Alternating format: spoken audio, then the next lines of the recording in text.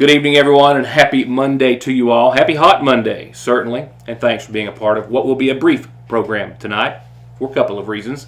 Family, actually, pretty much covering all of them. I am fortunate, we are fortunate and blessed to still have Lacey home for another day for a lengthy birthday weekend. My daughter and my doctor before she goes back home tomorrow, and my sister Kim and her man are in town, so a bit of a family reunion, so to speak, for the day, and that's been my primary focus. So just a few announcements and a few things before I leave you for the rest of a warm Monday evening, and look forward to seeing you back here for regular programming tomorrow. Locally, not much news happening here over the weekend. Nationally, not the case, certainly. And covering national news and information, of course, is something I seldom devote much time to in the program. But just let me say this. Sadly, there have been more than a few dark moments in the history of this country, similar to Saturday's assassination attempt of former President Donald Trump. And all of them cry and scream for change, for compassion, for peace, and for understanding, to indifference, to opinion, which should be just that. It should only be a basis or jump off point for civil discussion and not unrest. Hopefully, as sometimes happens when a boiling point reaches a catastrophic event, we can only hope that this will perhaps bring everything into focus as a country and calms the flames and not fans them further moving forward. And the temperament of a nation will change. On that note, just real quickly, of course, we now move on national headlines. The Republican National Convention kicking off today and just earlier today. The former president and Republican nominee accepting that nomination and declaring as well 39-year-old Senator J.D. Vance of Ohio as his running mate on the GOP's 2024 national ticket. Vance from Ohio. He was a Marine Corps veteran, served in the Iraq War, graduated from Ohio State University, earned a law degree at Yale, lives in Cincinnati, and of course became perhaps most well known after he wrote Hillbilly Elegy, which tells his story of growing up in a struggling steel mill city and his roots in Appalachian, Kentucky, and became, of course, a New York Times bestseller, a Netflix film, which you can find, and I suspect will be even more popular as of today's announcement. From there, just a couple of headlines from elsewhere. Not much news happening here in the viewing area, but in other places, sadly.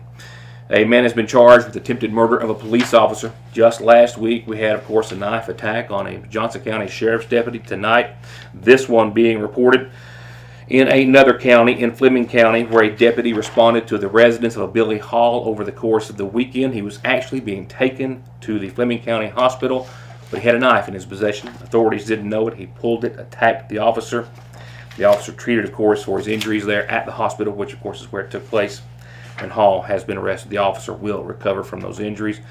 And a teenager died over the course of the weekend in an accidental shooting. A 14-year-old shot accidentally by a 13-year-old in Irvine. They tried to save the child's life on the scene, but the 14-year-old pronounced dead by the Estill County coroner. Again, ruled an accident.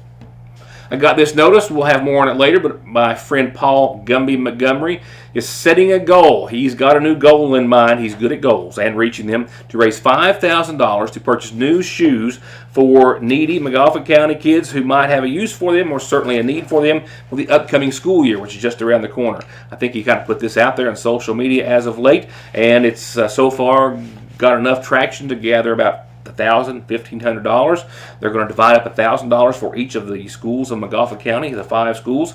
And he has a friend at Rack Room Shoes who has promised him a really good deal. That $5,000 will go a long way. So right now, if you can help, donate just a little or a lot towards that cause. I think everyone in Magauffa County, certainly by now, knows how to reach Gumby through social media, or probably has him on speed dial. He's got $1,500 to date, and right now needs $3,500 to reach his goal. There's very few things that you could do with a few dollars to go as far as this. You can mail the checks directly to him, P.O. Box 1171 in Sayersville.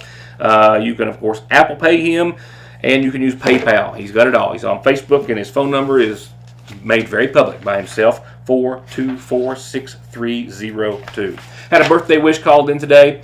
Briar Cash Bryn Gardner, 2 years old today. Happy birthday. With a lot of love from his family and friends. One funeral service announcement to pass along. Services are still being arranged and to be announced soon for Charles David Stambo of Painesville, who passed away over the course of the weekend, survived by his mother, daughter, Rachel Adriana Ward of Painesville, and 3 sisters. Memorial services to be announced by the Montgomery County Funeral Home at a later date. And just real quickly to say, tonight, patchy fog, otherwise mostly clear, 71. Another hot one. We were under a heat advisory today. You can expect that tomorrow. Real temperatures tomorrow, 95. The heat index closer to 103, 105. It's going to be a hot one tomorrow, a dangerously hot one, so keep that in mind. We do have relief on the way, and it arrives Wednesday. Front rolling through, we'll have some shower and thunderstorm chances by tomorrow night and into your Wednesday, and we'll see the mid-80s by Wednesday. And Thursday, I had to do a double take because, my eyes aren't as good as they used to be. Thursday, partly sunny. It's 78 degrees. How's that grab you? That's the high, not the low. Keep in mind, we'll see 71 tonight and 78 for your high on Thursday. Thank you all for being a part of the brief program tonight. I'm going to squeeze a little more time out of being with my family as much as possible, and I'll see you back here for regular programming tomorrow. Thank you for watching.